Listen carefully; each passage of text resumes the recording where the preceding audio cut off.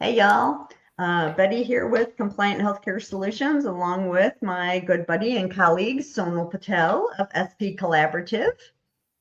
Hey, my friend Betty. So good to see you. Happy February. We are in a Oh, brand new month. Oh yes, my yes, goodness, right? and it's a short one, It's a so short that month, means but still, the year the has coming already flown quarter. by. We are Yes, done with January. I'm in I know, shock. I'm like, what I is know, happening? I know, and 2024 again is rapidly running away from us already. So, I welcome to the remember when you month of were a kid. love. Yeah, Yeah. Yeah, when you were a kid, February. you always thought it took forever.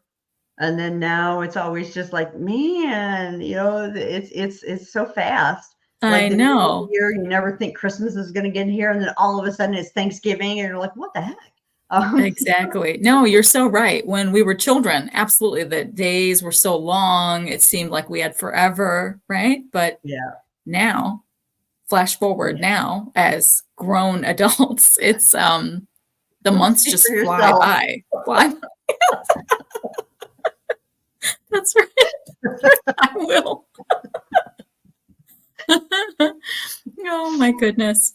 It's mostly grown adults. Yeah, Yeah, really. yeah, yeah, But yeah. yes, no, yeah, definitely. But we're on our month of giving the advisory opinions a little love. Speaking of it being the month of love, right, Sonal? Yes, that's So right. For sure. We're going to put the love on advisory opinions from the OIG, something that's not really talked about a lot. So we definitely want to put all our love into talking about these documents that we both think are really, really useful to the industry. So yeah, it's good. and we got off on a tangent at the beginning, but this is a new episode of Compliance Capers. So Yeah, sorry. Welcome. I know. Welcome to another episode of Compliance Capers. But when you and I get together, we do have fun. So Yes, we yes. need our audience to know that as well. We try and, put these little end caps of compliance at the end of our weeks on Friday, and it's just going to be casual conversations. So, Yeah. yes, we apologize in advance if you hear us laughing from time to time together. But that's because we do work together and we're really good friends. So, we really want to, again, emphasize compliance, addressing these capers, to make sure that our providers aren't considered a compliance caper at any time in their Mm. careers, right? So, yeah, And you can learn without it being all doom and gloom. It doesn't have to be every 5 absolutely. minutes somebody saying you're going to jail, you're going to jail. So, Right. No, we just try to, lighten things up a little bit. And we do. that's definitely, when Sonal and I are speaking, anybody that's ever seen us doing anything together have already come to that conclusion. So For we're glad sure. that y'all are here. So we decided for today's, we were going to take a look at a favorable advisory opinion. So y'all will recall in the last episode, we went through and gave a foundation of what the advisory opinions are from the OIG, how you can request one, that it does cost money and how much it could cost, and all of those good things, so that you understand now, and hopefully since the last episode have kind of went out there and checked on these yourselves to see if there's anything out there that does apply to your practice. But we thought for the rest of the episodes this month, we'd actually take an advisory opinion each time and kind of go through it, so that, as Sonal had said last episode, sometimes the way that they say things in the advisory opinions, when they give them, you're still sitting there going, what? When we look at it. So Yeah. we thought we would kind of go through one in its entirety each time, so that we could kind of break it down, so that if you were going through, you're like, oh, okay, I get it. So what we're going to take a look at today, and then again, if you go out to where the advisory opinions are, and I will to this link here, you can search for, a specific advisory opinion if you know. So the one we're looking at today is OIG advisory opinion number 23-15. So 23-15. It was issued on December 28th of 23, but posted on January 3rd of 2024. So this is one that was just posted at the beginning of the year. Great. So now with this one, and two, as Sonal had said, brought up in the last episode, when they put these out, it doesn't like name names. So, you're not going to be able to like call out, Joe's, hearing aid shop or whatever from something.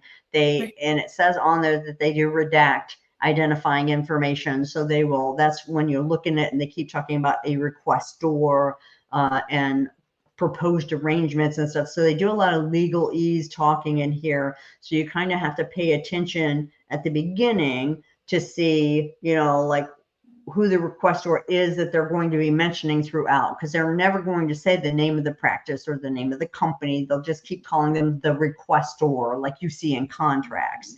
So with this one, it's a favorable outcome. So whatever the question was that we'll go through that they posed, the OIG at the end was telling them, oh, we think you're good, right?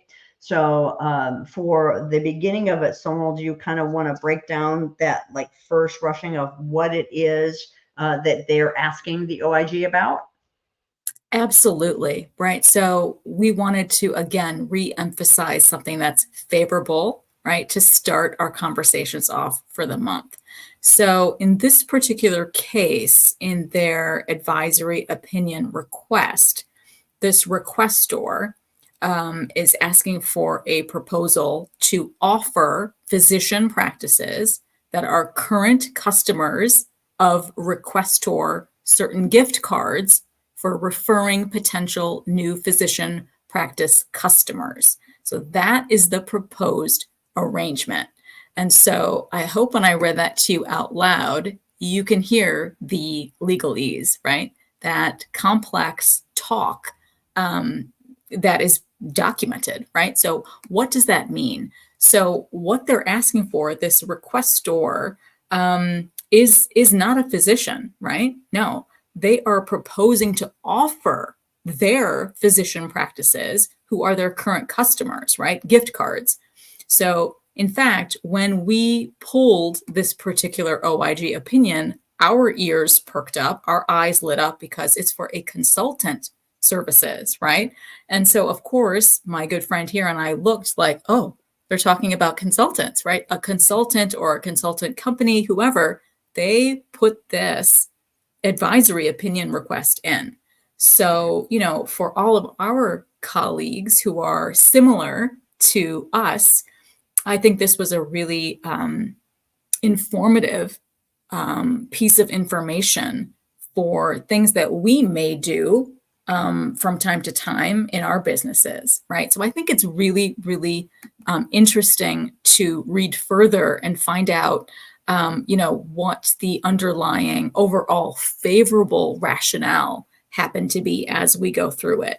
But so that's in the first sentence of the document, right? And so it says from the OIG specifically, you have inquired whether the proposed arrangement, if undertaken, would constitute grounds for the imposition of sanctions under the exclusion authority at Section 1128B7 of the Social Security Act, or the civil monetary penalty authority provision at Section 1128A.A7 of the Social Security Act, as those sections relate to the commission of acts described in the sections above, right?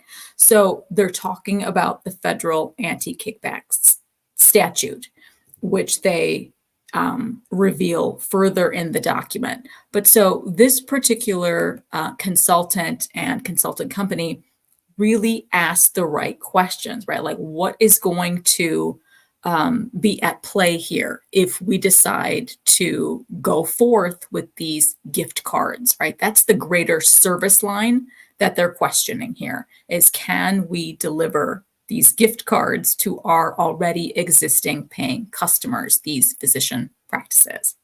So that's a little bit more simple language, in my opinion, after we read this time and time again between ourselves, because again, we are not attorneys, right?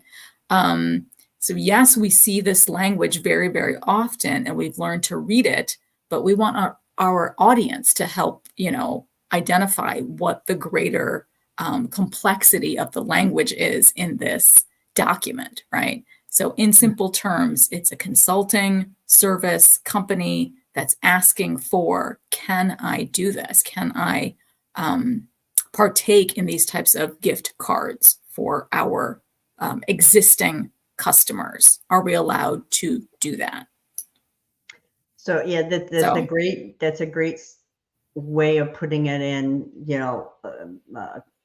terms that everybody's going to get. It makes me think, and I can't remember if I saw it on like a Three Stooges where they were like the party of the first part was like to the party of the second part. Right, it is Three Stooges.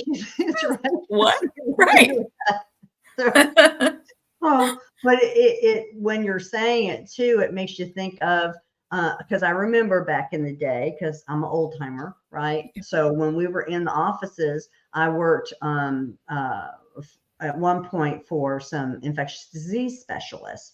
And it was when ID was like a new specialty area, and there really weren't any of them anywhere. And so we had the only two that were in the city proper or the surrounding area. It was them. And every year at Christmas time, they would get just baskets and, wines and all this kind of, all the people that they had gotten referrals from and who they referred patients to them. And so you would get that exchange of the big gifts, right? And it was like, well, you'd sit down and say, how many referrals did we get from so-and-so? Well, then they get this size basket. And then how many, that makes sense. Anti-kickback stuff came out, and it was like, we can't do that anymore. So when you were talking about what this consulting firm, this requestor is asking, that's immediately where my head went to, is that, you think about it in that aspect of what it reminded me of was in the realm of in practice, when I was in practices, and what used to be okay, but coming to the end of this, when we get there, kind of see where there really is a big difference between this requestor and what I just gave as an example, though. So that's kind of what we're looking at. But so they're looking at it from that anti-kickback, meaning that I'm going to give you something of value for you giving me something, to where I will get monies from some federal government programs. So when they're listing that statute, that's kind of where they're going with it, right? Exactly. And that's where the consulting company, the requestor, wanted it to be spelled out, right? They needed to be reminded of the fact that they are not going to be getting any remuneration from the federal government, right? This requestor has nothing to do with the federal government. They're not, sending claims. They're not getting remuneration back from the federal government. So it's a really interesting document, right? Once you unfold it, and where the greater questioning came from the requestor, right?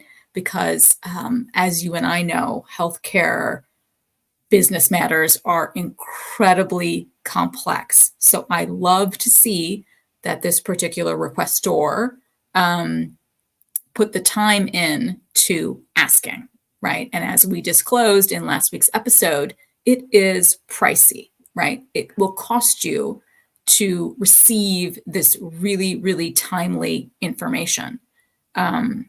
So I give them kudos, like, good job for asking if it's okay for you to, receive those gift cards. I liked it. And I like how the OIG discloses how they are protected and they're not actually breaking any of the federal regs. And I and thank you, by the way, for saying that word, because I can't say that word right without messing it up. Which remuneration. Yes, thank you. Yeah, yeah. I'm not even Yes, gonna try it yes, because yes. people just laugh. So,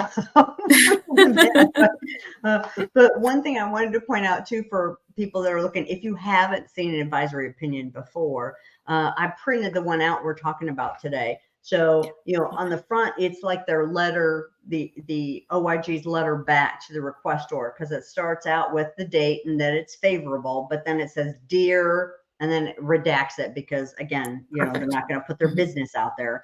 And Right. then it starts with, the OIG, as Sonal pointed out with that first paragraph, and then that the requestor certifies that everything is true and accurate, and Oh yeah, it's that's a the great point. complete description. And then, they're basing this on the relevant facts that are certified in what you're doing. So they kind of do that. But then on the next pages they go through, then they kind of break it down into sections for you if you're looking at it. So you have one was the factual background, and that's the part Right. two that Sonal was talking about, that they are a consulting company and they give consulting services to physician practices. So you can see the background on the question. And then they go into the legal analysis because it's the OIG advisory opinion that you're asking for. So they're going to tell Right. you from a legal perspective, this is where we see that you may or may not, or what your question kind of hinged on. So they give you kind of a little bit more information on that. And then it goes into an analysis. And so here is our analysis of that background information and the legal points that you asked about. So Right. it kind of takes you step by step through the whole process, which I like how they lay these out. Agreed. And then it gives you a conclusion of, yes, you can do this, or no, you shouldn't do that. And then gives you some limitations. Once again, where they say the opinion is limited to the scope of the question you asked, you shouldn't add anything to it. It can't Right. be, so it gives all those kind of caveats there at the end. And then they say, like, sincerely, and then they sign off on it. And in this case, it's the Assistant Inspector General for Legal Affairs that, sent the Wow. letter out. Wow. So Okay. if you look at these, you really can just kind of follow through. It's not just they say, yeah, that's okay, or no, that's not cool, and that's it. They give you all the little tidbits and nuggets about what you're trying to do or want to do all the way through it. So if at administrative level at the company you work for, if y'all are the ones that sit this out, you can take it to them and say, here, this is why we can't, or this is why they say we can. Here are the statutes, so that if you want to dig into them some more, you can go dig into them some more. So they really lay it out nice when they go through here for people. I really like that. And if they're going to pay thousands of dollars to get their opinion, it would be nice that they lay it out in such a manner, which is good. It's kind of reminds me of like a brief, right? When they Yeah. go through them and list all the stuff. Exactly. I love how they write, right? You and I are very familiar with how attorneys write their massive briefs, right? And it's very methodical. And I love it because it literally is an outline of their thought process, right? I think it's really, really well done. And you can also gain a lot of food for thought in their footnotes as well. Yes. Just like a brief, they have so many nuggets that are inside of the footnote, right? So not in the main document itself, but in the footnote.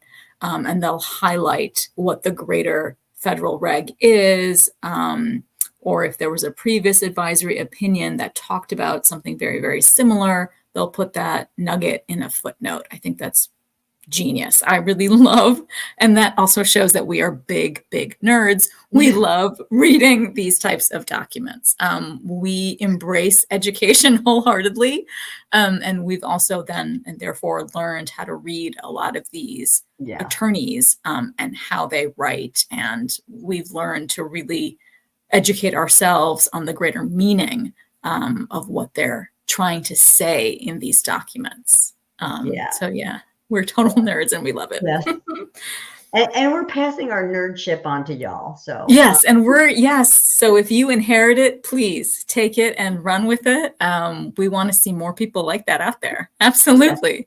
definitely. Yes. Yes. Now, in the factual background, which is on the second page, where they talk about, giving the pieces that they have already told them, they got specific too in the second paragraph.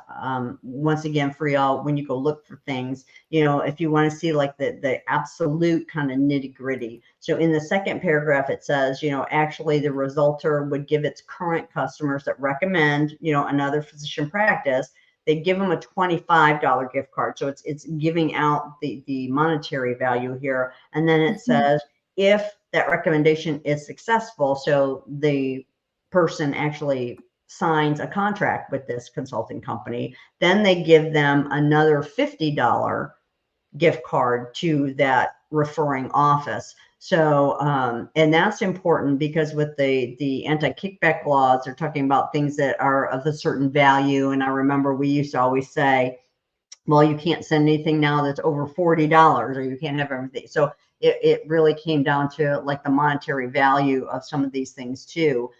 So in looking at things, that's another thing to consider is, what is it? I remember we had, remember when drug companies used to get lunch every Lunches. day? Yes, every day. Breakfast and, but Yes. when the anti-kickback and all these things came out to where, it can't be, some of them were spending, 800 plus hundreds of dollars on this food, bringing the lunch in. Right. And so we had one drug rep, I remember told me once that she always did this. So it didn't change because of the laws, but she would make the lunches that she would bring in for us. And and it was always like, like in the winter, it would be like chilies and different, and the company actually made her like figure out the costs of the ingredients that she was making, and to make sure that it didn't raise to a certain dollar amount. And I mean, it was just nuts. How sad. So yeah, that's something to kind of pay attention to too, where now in this case it was for a different reason, but there may be cases where it doesn't mean you absolutely, one office to another office can never ever give anything to each other, but you have to take a look at what the value of those things are that you're kind of exchanging with each other. So that was also something in here that kind of ticked off in my head when I read it, was the dollar amounts. I was like, oh, that's very good. So you have to think those things through if you want an opinion on being very, very specific, because you never know, some little detail like that may change the OIG's mind, from favorable to unfavorable, or unfavorable to favorable on giving their opinion on something. That's right. That's such a great point, Betty, from, your experience in the past with how offices and practices were run before this whole anti-kickback thing. It was a lot more fun. Yeah, it was a lot more fun. Sorry, everybody, but we enjoyed it. Yeah, it was a lot more fun. And the lunches were great. The breakfasts were great, right? And now the caveat is, sort of, again, ask your healthcare attorney, but it's if you provide these types of food items, nourishment to your practices, that's how I see it, right? You're nourishing doctors. What is wrong with that, right? But again, now what they'd like to see with the nourishment, you need to be providing like a lunch and learn. Like the providers need to be learning something from your drug, from your medication, from whatever it is that you're trying to offer them at the practice, in addition to your nourishment that you're providing. Educate them on the product, the information that you want to deliver, right? Try and educate the practice, the staff, whoever. Try and, supplement the lunches with education. I think that's the big takeaway now. Flash forward years later to today's landscape where there's been a big kibosh on you can't feed your practices anymore. Like that's a no-no. If you do provide that hour of PowerPoint decks, a carousel, you're talking to them, you're chatting them up about education on the product, on the materials, that should be okay along with that tasty food that the doctors and APPs need, right? And their entire staff. So yeah, that's just a great point from the past that things have definitely totally changed. And so these types of questions, when it comes to additional remunerations, can it be done, right? Is it allowable? So it's good that these types of questions come into the OIG from time to time.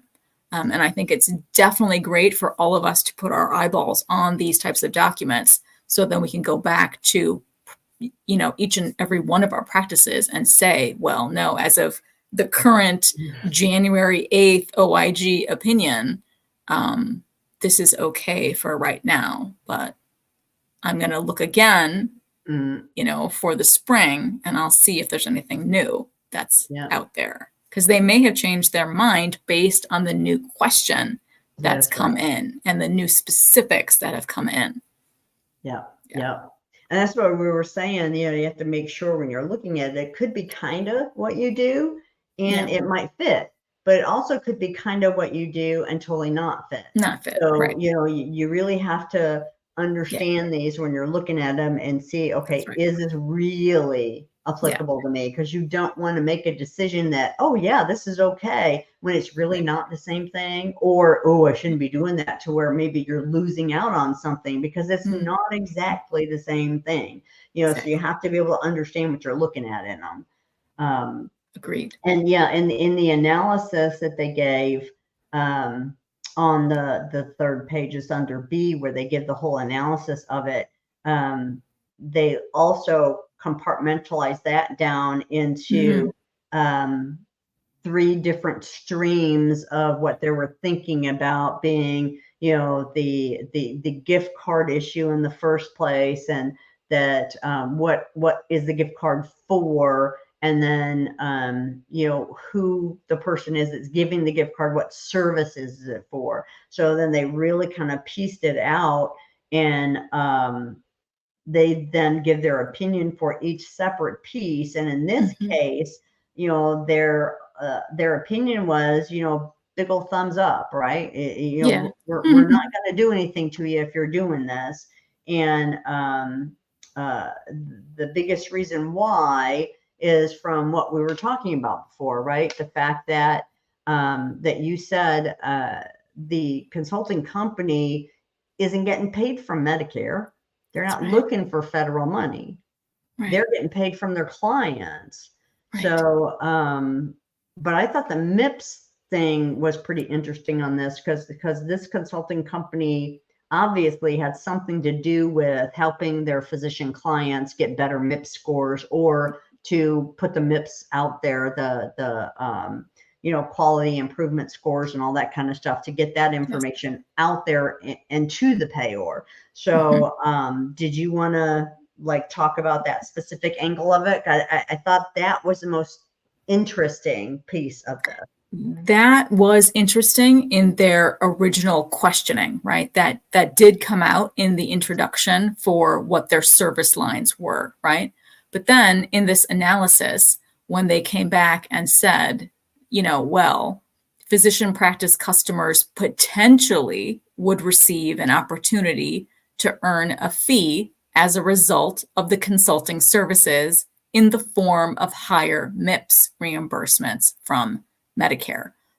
But again, that's the job of the consulting company, right? That's their work, right? They're going to be the ones who will provide that information to their practices for them to elevate their MIPS scores appropriately, right? Based on what work they are doing for their client. So yeah, I think that probably was the motivating factor for this advisory opinion to come out, right? They wanted to ask them because of that. That's a really good point, that this particular company was probably feeling some stress, like, well, if we do such a great job for our provider, right, for our client, we're doing such a great job for them that they will get higher reimbursement appropriately based on the work we perform for them. So I think it's really unfolded nicely in how the OIG comes out and answers them, right? Is they talk about the first stream, like you said, it's going to be a big thumbs up. The second stream is going to be a big thumbs up, right? Neither the second nor third stream of remuneration would implicate the federal anti-kickback statute. Requester receives payments from physician practice customers for providing their consulting services to those customers. But the requester certified that it does not recommend to any customer the purchasing, leasing, or ordering of any item or service for which payment may be made in whole or in part under a federal health care program. That's the most important part, right? Is they're not receiving any remuneration from the government. That's They're the just providing biggest. the service. They're just providing their business service as the consulting company. That's all they are doing.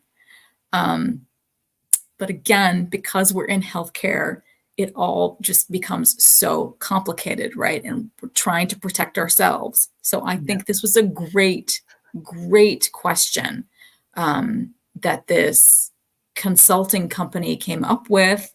I'm sure they talked to their in-house attorneys, right, and had lots of questions for them. And I'm sure they were, again, also advised to escalate it further to get the harder answers, right, in black and white from the OIG.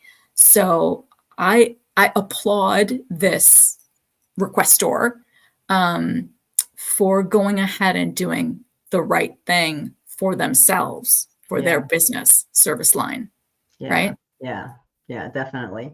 Yeah, because anytime in healthcare, when you hear referral and then gift card or payment, you immediately like we're all stressed out. Yeah.